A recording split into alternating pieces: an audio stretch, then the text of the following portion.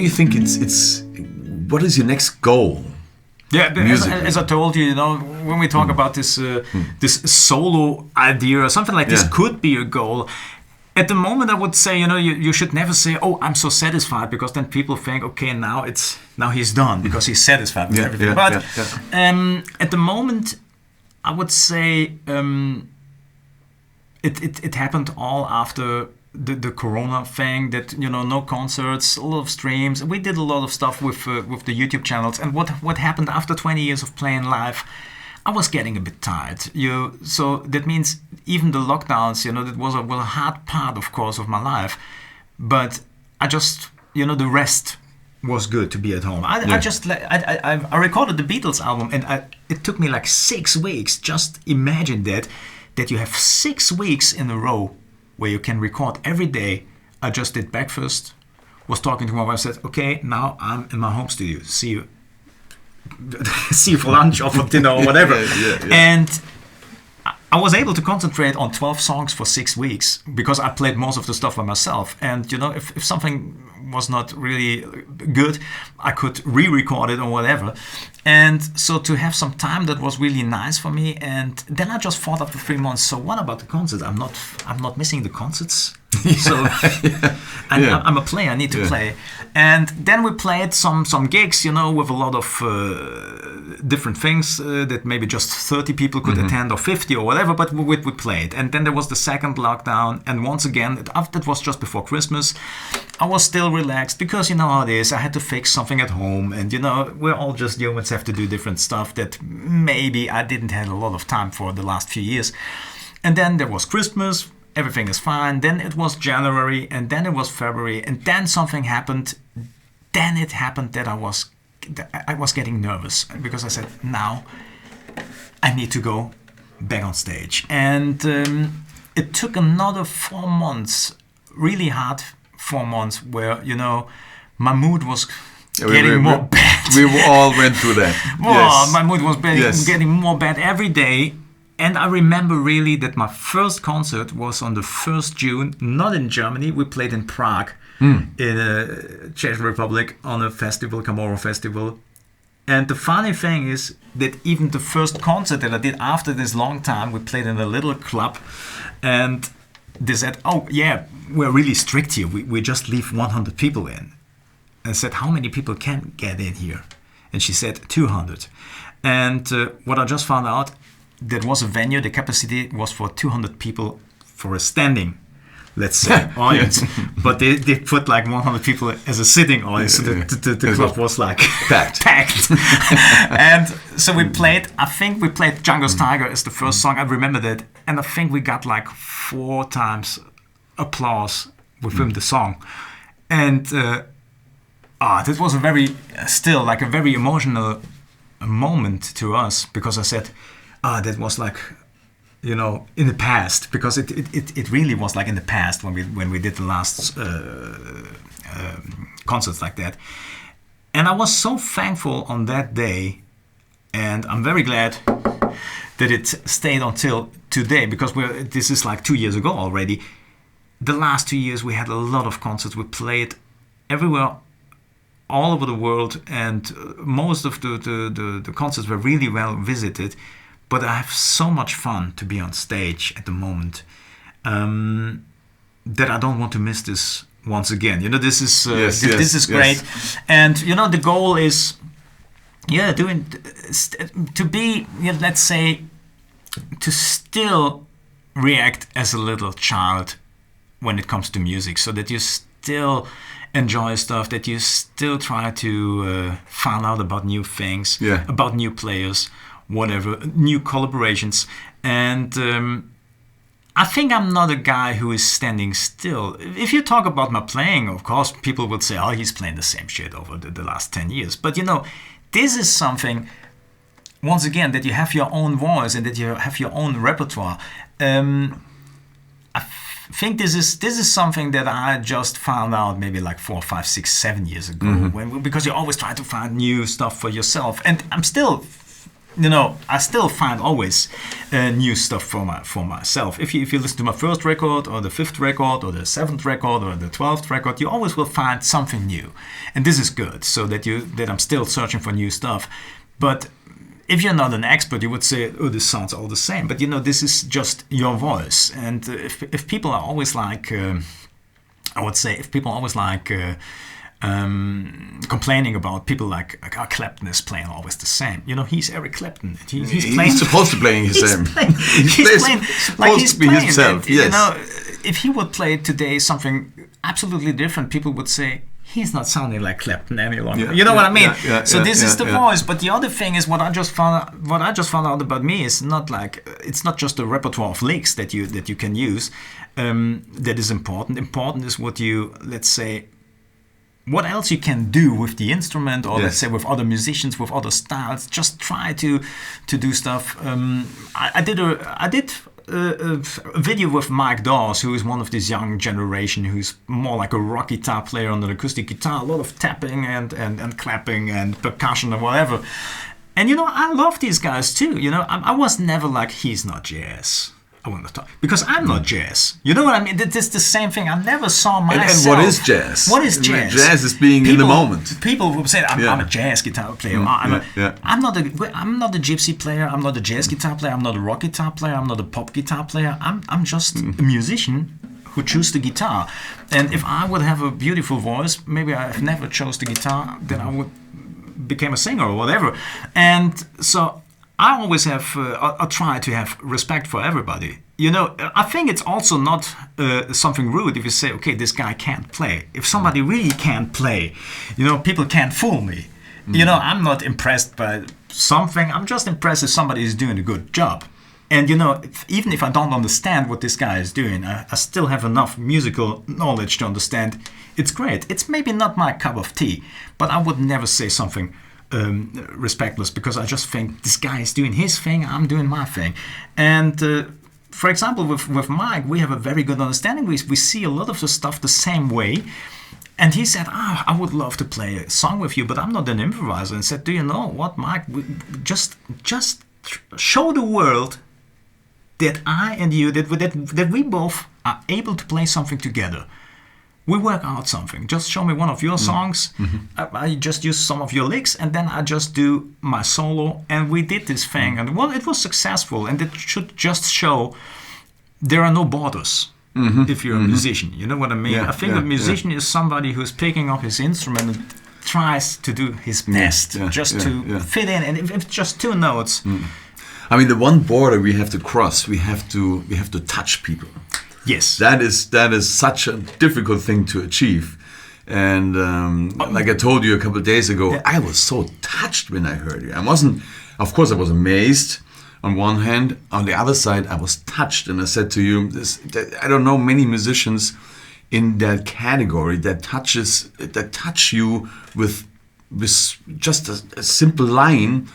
And I mentioned a name that's very dear to my heart, also Jascha Heifetz. I must cry when I hear him play. And a similar thing happens to you. I'm more amazed, so I'm pushed to play and to smile rather than to cry. But it touches me deeply, and I think that border we need to try to cross. If we don't touch people, it doesn't leave a lasting feeling, like the Beatles left with you. Yeah. We need to be touched. That's it. And thank you very much for for this for this sentence. That means a lot to me, and that's what I told you yesterday also. And it means, of course, it means more to me if people who are by themselves are great musicians love what I'm doing, because that I think this is the goal. Yes. That you are really, still I love the audience. The audience, first of all, needs to be, let's say, the most important thing if you do a concert. As you say, you need to touch the audience with emotions, and even if they find something funny or they have goosebumps or whatever, that's what you really need to as a performer. And I think this is not a bad word. I think also what we are a younger generation of jazz musicians need to understand. It's not enough any longer to say, oh, I'm a great player, and and they should listen to me because everything is great. it's not that great if nobody is listening to you. You know what I mean?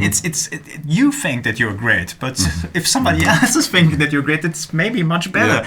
So, and if you play in front of an audience, then you need to take care of it. Once again, you don't need to tease them all the time, but I think also the variation that you can do with a set list to play something that people maybe heard before, then they get more relaxed. But then you can play 3 originals after another, and people will ask you at the CD disc, where can I find the originals? That's what I often noticed, that the combination, how you put stuff together is really important. And I saw once a video when I was in my early 20s. I think it was from Nashville, from one of the sessions, and I'm very glad that this is somebody took it down. And I was really playing like, it was just fast, and I just thought, I was maybe in my 30s then when I saw this. I thought, okay, I don't want to play shit like this again. Because it's not touching, it's just fast. And I'm still a fast player, but if you really listen to my lines, maybe they're fast because I'm also talking fast or whatever. But there is enough emotion in that, for sure, that everything is meant like I played it. And I played with a guy a few weeks ago, and he was in a session. He was really noodling all the time, and I just thought, this guy is a great player. Why is he doing this? He don't need to, because I think this has to do maybe if you get a bit more major, but if you get a bit more older, that you understand you don't need to show all the time all the stuff that you're able to do. If you're in your 20s, it's something else. And it's maybe something that you need to do. Sometimes I see young players with 16, 18, and when you see me, they really push hard. And I like it, because I think, you need to do this now. Play it now, but then maybe in 20 years, you can play different. It's great. So, let's talk about gear. I mean, guitar players, when they talk to guitar players, they talk about pickups, they talk about the guitars, they talk about the pick, they talk about the strings, they talk about the amps, the preamps. What is your gear? Basically, if I play my gypsy swing setup, it's mostly the Jürgen Volkert guitar that I play. That's a German guitar maker? It's a German luthier. He's in Lauf by Erlangen. It's close to Erlangen or Nuremberg. And he equipped this guitar with a big tone piezo pickup and with a microphone inside. And now I use the Tone Dexter. This is a very cool tool because you can just train your pickup to sound like a natural microphone. So you put, let's say, a Neumann microphone in front of your guitar, and then you train this little tool so that you understand, this is the sound, and then the sound will be saved, and you can just plug in your guitar, and it sounds like a simulation of that sound with that pickup. So, and just a new tool that I just bought is this EBS, I think Stanley Clark. It's for bass players, but also for acoustic guitars. You can use it. This is like a little mixing tool, like an EQ that you can use for the microphone and also for the pickup, so that you have 2 channels. You use that live or in studio? Live, and I have a tuner. That's it. That's my whole board. It looks like hilarious. People are like, wow, this guy has a board. This is an acoustic guitar player, but it's not really a lot of stuff going on. I have a little reverb from TC, this Hall of Fame. Just if I play a ballad and I want a little bit more room, I just use it. Otherwise, I have always the same reverb. And I'm since years an AER endorser, and all the stuff, to be honest, that I'm endorsing, I really like. I can't. It's supposed to be that way. I can't thank enough, D'Addario. I'm using D'Addario strings. I'm a huge D'Addario fan since I'm 6 years. I always played D'Addario strings on my electric guitars back then. And to me, that meant a lot when they asked me if I want to be an endorser, also for the gypsy strings. They're really cool. And so I stay with a lot of stuff since a long time, and also very glad about this thing. I know a lot of people who are always searching for new strings and for the new guitar and for a new pick or whatever. And I just found all this stuff already like 20 years ago using this pick. I played in Samoa at the Django Festival, and there came a guy called Michel Wegen. The very same pick. The very same, it's always it's called Big City Pick, and it's 1.8 millimeters, and of course sometimes you lose one or whatever, and then you get a new one. But they all have always the same feeling to me. It took like 2 hours, and then you're already there. The holes are in there, so the air doesn't. The holes are really cool, because I think this was the best idea on this pick. If you have some sweaty fingers or whatever, it's more like you don't lose it with some other picks that happened to me. And if I play electric guitar, there are so many great stuff. I was talking yesterday with the guy who tuned the piano, and we're talking about the good old times, when everything was heavy. And this is what I like about my kind of music. As much as I love rock music or whatever, that was always really heavy, doing stuff like this. The Fender Twin reverb, Fender Rhodes, yes. Stuff like this, and all the quality of the amps is getting better. Fender has this Tone Master amp that looks like the deluxe reverb, but it's like a modeling thing and sounds very good, and is very, it's not heavy. But my first choice now, if I play electric guitar, and these are also great amps, is Henriksen. They're from the States. There's one called Part3 with a 6-inch speaker, and the other is the 10 with a 10-inch, and I have both. They're light, they sound great, they're loud, but they also sound good if they're not loud. What is a big problem with all the tube amps. Yeah. Playing several electric guitars. I'm an endorser of Seymour Duncan pickups, and that is also a funny story. I played in 2015, I think, at the NAMM show. And that was the only time that the NAMM show was, I think, in Indianapolis. I was there, and I was playing on the same bill with Seymour Duncan. He's known for the pickups, but he's like a blues player just for fun. And he was doing his bluesy set, and then we did the gypsy swing thing, and that blew him away. And we had dinner together, and I remember that he said, "Hey man, if you ever need something, just call me." I said, "Yes, I will do." And I forgot about that, because I was playing mostly acoustic back then. And was it, or maybe it was in 2011? It's long ago. I'm not sure. I think longer ago, maybe 15 years. And I forgot about this. And just when Corona came, and then you try to, let's say, have a look on all the guitars that you have at home, and I have a lot of electrics. I just thought, I need some new pickups for that one, or I need some pickups for them. And it was so funny. I just wrote an email to Seymour and said, "Hey, Seymour, this is Joshua. I'm not sure if you remember, 15 years ago, we had dinner at the NAMM show, and you asked me if I need something, I should call you." And I said, "Now is the time." And it took again, I was always, let's say, lucky with stuff like this. I think it took 2 minutes or maybe 20 minutes, and I got a reply. "Hey, Seymour just called me. I'm the artistic director here. We just want to send you the contract.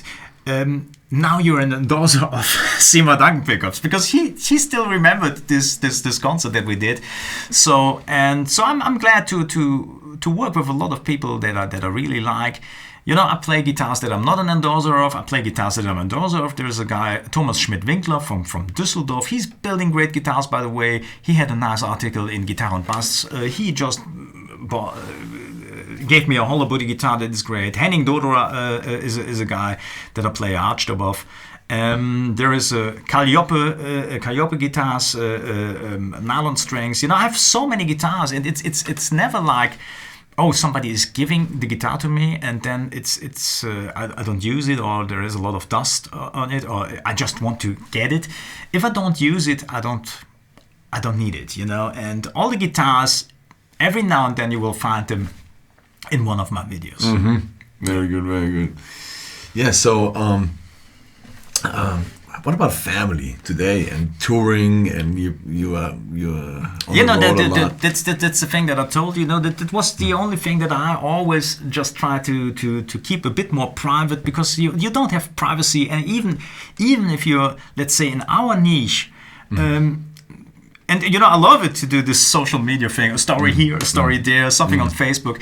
What I just found out is that people, and I understand this, that the audience is like this. I think the audience is searching for regular people, normal people, and people that they could really understand. And so that's the reason also, if I do a lot of videos where I'm talking or whatever, I think people have more the idea of that they know you when they visit a concert. Yeah. It's not a distance between... It's not a distance any longer. And I think musicians were too distant maybe the last 20, 30 years, even if they were not big stars. You know, with a big star, you can understand if there are like 5,000 people in front waiting for a signature that this is not possible. But I just found out that people love if you're open, if you're talking with them at the CD desk or whatever. But it's also funny if you want to sell a CD and somebody said, I have a little story for you. I said, okay, it's nice, but after I sold the CD. You know how it is, because otherwise you have a line and it's like, oh, and you're one of the best sellers, because you jump off stage and you write at the CD. I was talking to Johannes, like, this is amazing, man. He just played and he jumped there and he's doing the job. It's not that you don't want to be rude. You want to listen to that story, but not at that point. Yes. And but it's necessary, and a lot of musicians don't get this. Yeah, and once again, I'm very open to everything, but you know, I was always, let's say, strict about my private life or family life. I'm a father, I'm a grandfather, as I told you, but that's it. I never really talked about all the children and stuff like this. Even if I do the social media thing, my wife is sometimes with me on the picture, because I think she likes it more now than maybe also 10 or 20 years ago. But I think I never really posted something with my children on and stuff like this, because I think there should be something that is private or privacy, and I never have a problem if people are talking to me. You know, there are new things going on, and you know, never say never. You know, what I just think is what is a new trend is that people, let's say, buy a CD helps the musician. It's a support. That's what I really love. But if people need to pay for a picture or a signature, that's something that I just thought, I don't want to do this. And still, if somebody's not buying a CD and asking me for a signature, he will get a signature. You know what I mean? Of course. If somebody's asking for a picture, this is something that happens now more with a lot of people, that you have to pay for everything. But I think this is again more distant than it looks like, because you get the picture, but you have to pay for the picture. You know what I mean? You have to pay for something that you buy, and this is a CD, but you can't buy a picture. It's just me, and maybe in 10 years I will say something else. I'm not sure. And as I told you yesterday, the only thing that you know, I'm not getting annoyed. Sometimes I get annoyed if you do the sound check and somebody's coming in and it's like asking you like 1,000 questions. You say, okay, we just have to do the sound check. Please come back later. Stuff like this. Or what I don't like is if the only thing where I think this is the only, let's say, 20 minutes where I need some time on my own, or let's say with my musicians, when we eat. Because this is something like where I would never, let's say, ran into you when you eat and say, hey, I have a question. I have another. And you always see like you're like, you know, it's like, I play this strings and I play that. Okay. Then another question, you know, you see, okay, it will be cold within the next 3 minutes if I answer all these questions. But you know, this is also this respect that sometimes that I just think also, you know, I try to let's say, treat people with respect, and also the audience. But sometimes they need to be careful also with that. The boundaries have fallen, and we have to be careful about that. Yes. Now, we heard about your childhood music influences from the Beatles to the funk bands and pop and rock. We heard about all the guitar players that you played with that were influencing you.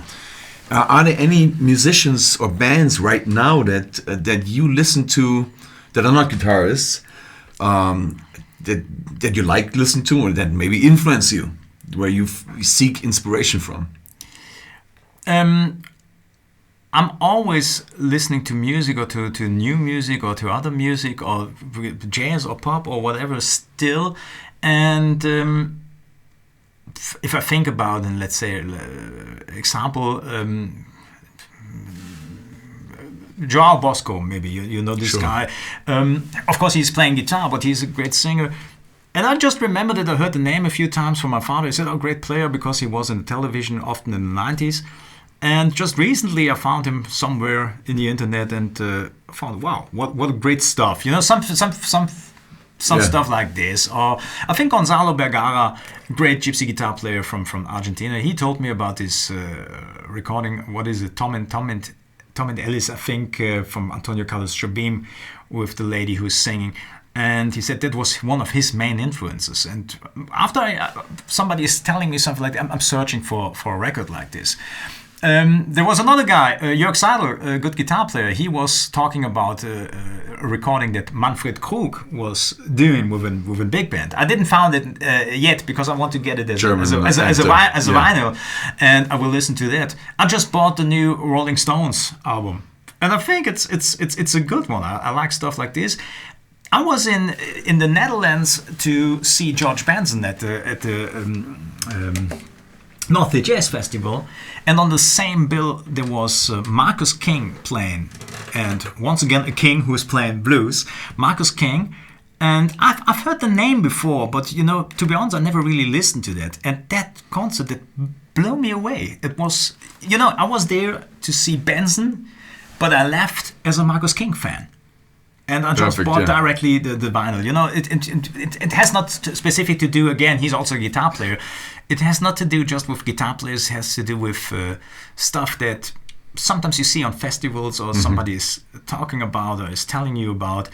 And once again, I'm still like, and it's still like helping me to, let's say, if I compose or whatever, that I still steal some stuff here and there. Or just listen to something that I think, wow, absorb, this is a good idea. Yeah. Nobody did something like this in Gypsy Swing. There is a great guitar player, and it's funny, by the way, his management contacted me if it's possible that he can be at the Gypsy Guitar Academy. I'm not sure if we can make it happen or not, because maybe he's touring Germany next year. His name is Luis Salina. He's a great player, Argentinian player. I love him, and I was surprised that they called me or that they wrote me. Once again, you see maybe a connection, even if you never worked together. And he did a thing on a guitar that I never really heard. So playing an octave, so starting, let's say, with the G flat, and then G, and back to G flat.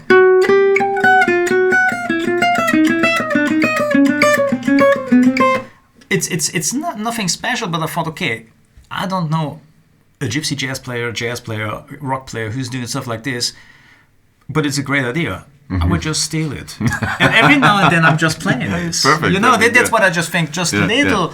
I'm still, you know, I'm not transcribing any longer big solos or stuff like this. Because I think the essence of transcribing stuff is just to understand the main points or the main notes, let's say, of the tune. If when I studied Django, for example, there is so much stuff where you say, okay, he's a genius. I don't know why he's doing this or why he's doing that, but I understand why he's always doing, because that fits to this chord and it fits to this chord. And I think this is the main thing that you could check out on the transcription to understand a bit the thinking of the player. When it comes to, let's say, that you see, this is based on this chord, or this is based on the 251, or this is based here. But sometimes these guys playing such hilarious stuff that it makes not really sense to transcribe it, because it's just Django. You know, again, you can absorb some stuff, but you can't learn all this stuff. So sometimes I'm just searching for a little snippet, 10 seconds, where I think, I want to learn this. But there's a cool lick, I use it for that. And I think it's also, we talked about this also, that whatever is on this earth, whatever mankind invented, it's a collective work. We are on the shoulders of giants and a lot of people that contributed to the art.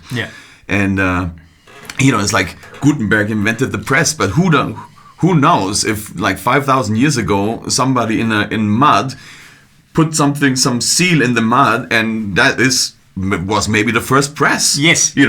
So we cannot say somebody was the first in anything, I think. This is the biggest problem to me with composing. You know, I always think we have, especially in our kind of music, we have the 12 note system. So I'm stealing if there is a song that maybe somebody wrote it the same thing as me, but if I never really knew that, or I never really listened to it. It's also interesting in art, you know, it seems to as more modern you get, it gets more abstract. But it doesn't mean that painting, the art of painting is run out of ideas. You know, you can still even be quite precise in your painting, and or show something that is real and not just abstract, but make it in the spirit of today. So even old things, old tunes, old styles, we have to bring him into the future. Yeah, and I think that's what you basically are doing. You know, that's a very good point. Once again, as you said, we need to bring it into the future. What I always think is, you know, once again, I'm JOSCHO Stephan, and I want to stay that way. I don't want to be somebody else. I just want to be me. And this, how older you get, how more you understand that that's the most important thing. But what I think about gypsy jazz or the music of Django is that I think, what would have been his idea if he would have lived in the 70s and the 80s and the 90s still playing this kind of music.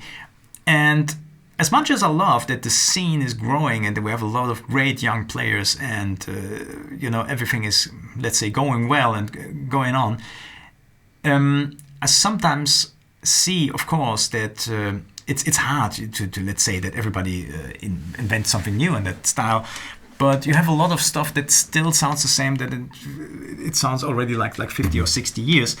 And that's the reason I just think about new songs from different repertoire, or that we also play songs with his instrumentation, with absolutely a different rhythm. Something that sounds more than Pat Messini than maybe Django, but you know, we still have like 2 Django Reinhardt guitars, because it must be not always this. It could be this. And this is what we're doing. And I know that a lot of gypsy players would say, "What's that?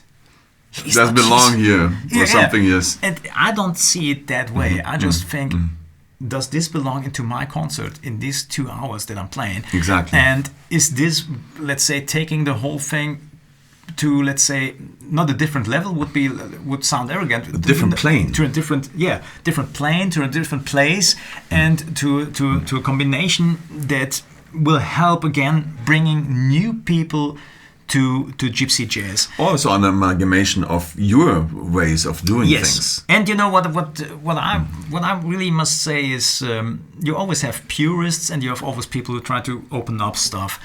People who try to open up stuff, they were always like criticized by purists. That's the thing. That's the reason you have these categories. Exactly. Yeah. But what always happened, and you know, this is something that I would say also about myself, is that you have sometimes people like, this is not real gypsy jazz, he's playing blues elixir, blah blah blah. I would say that these guys did nothing for gypsy jazz, but I maybe brought more people back to Django and to gypsy jazz with Open It Up.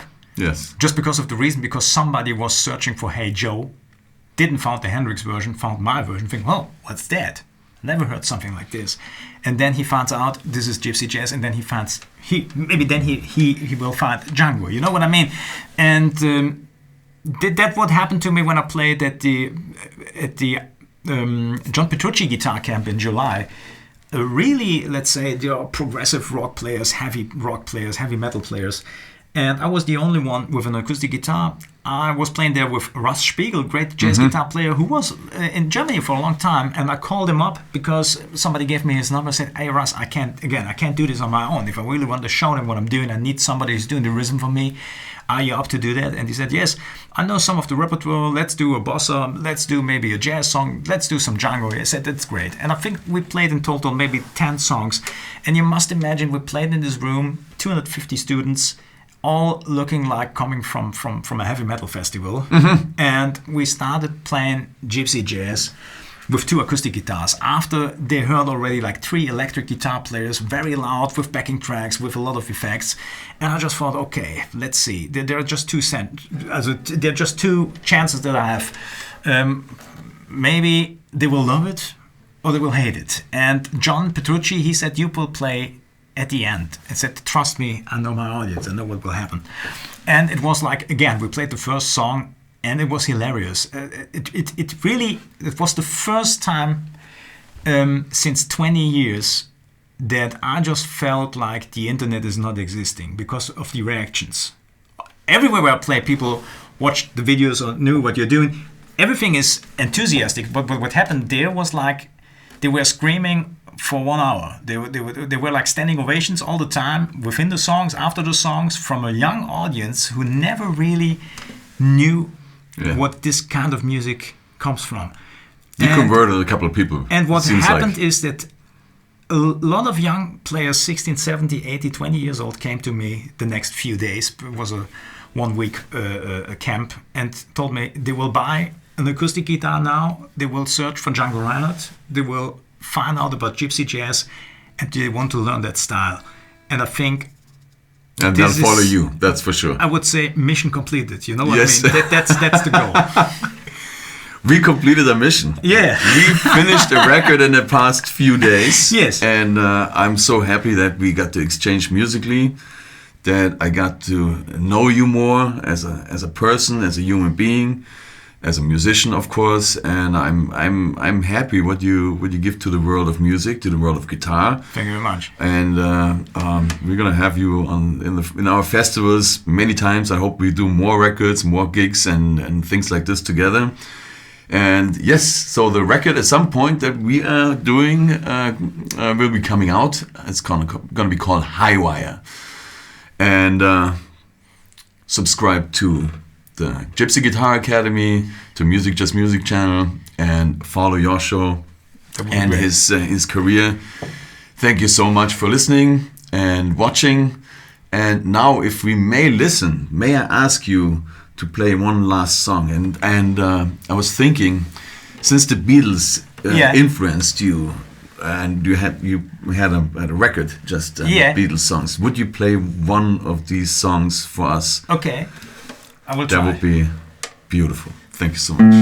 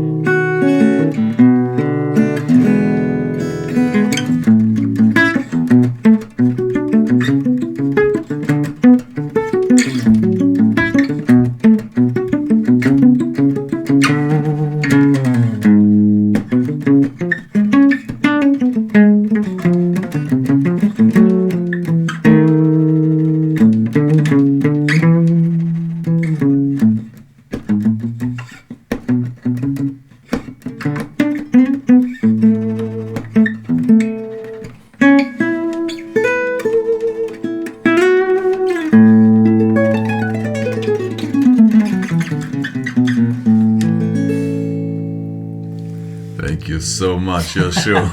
Thank you. And one thing, because we did an interview in German, what was quite different than what we did today.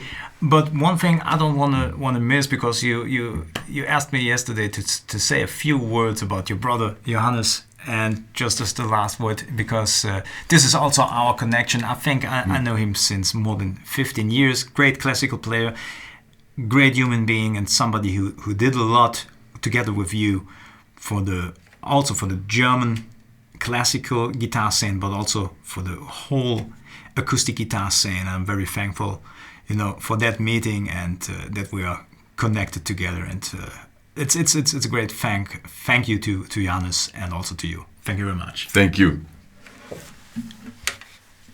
Over and out.